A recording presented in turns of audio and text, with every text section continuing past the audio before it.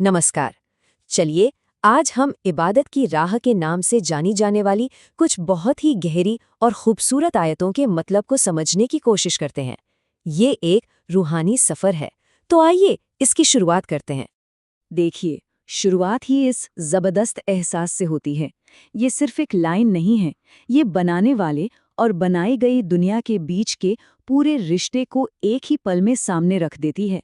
ये मान लेना कि एक मालिक है और हम सब उसकी बनाई हुई इस कायनात का एक छोटा सा हिस्सा हैं।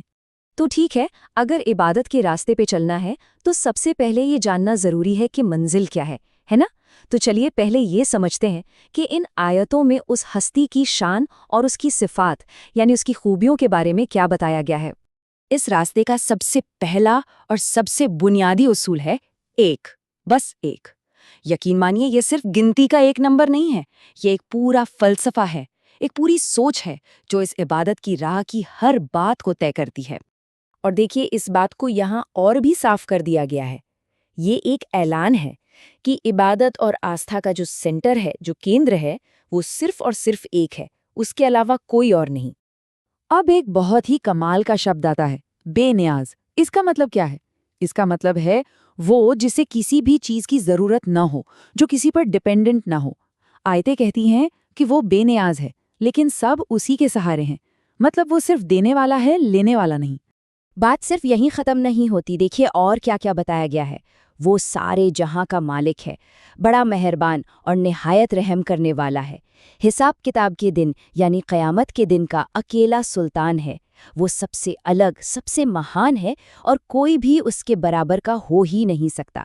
ये सारी बातें मिलकर उस एक हस्ती की पूरी तस्वीर हमारे सामने रखते हैं। तो ये तो हुई उस मालिक की बात। अब जरा सिक्के का दूसरा पहलू देखते हैं। इंसान की तरफ से क्या है?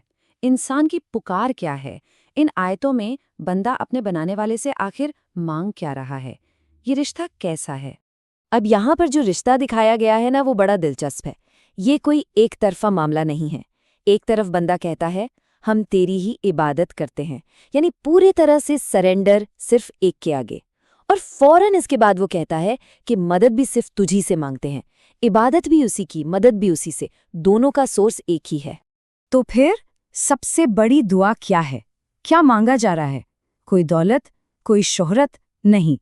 सबसे बड़ी गुहार है एक सीधे रास्ते की, एक गाइडेंस की। ये बताता है कि इंसान के लिए सबसे कीमती चीज सही राह पर चलना है। और कितनी कमाल की बात है, इस सीधे रास्ते को सिर्फ ये बताकर नहीं छोड़ा गया है कि ये क्या है, बल्कि ये भी साफ साफ बताया गया है कि ये क्या नहीं है। ये उन लोगों का रास्ता नहीं है जो भटक गए या जिन पर गुस्सा नाजिल हुआ। मतलब साफ है, सही को अपनाना जरूरी है, लेकिन गलत से बचना भी उतना ही जरूरी है। तो ठीक है, सीधा रास्ता तो मांग लिया, लेकिन क्या ये रास्ता आसान है? जाहिर है नहीं। इस रास्ते पर खतरे हैं, रुकावटें हैं, बुराइयां हैं, जिन्हें यहाँ शर कहा गया है। और इन बुराइयों से बचने के लिए पनाह की, एक शरण की जरूरत पड़ती है। तो इन खतरों से कौन बचाएगा? देखिए, पनाह मांगी जा रही है सुबह के रब से।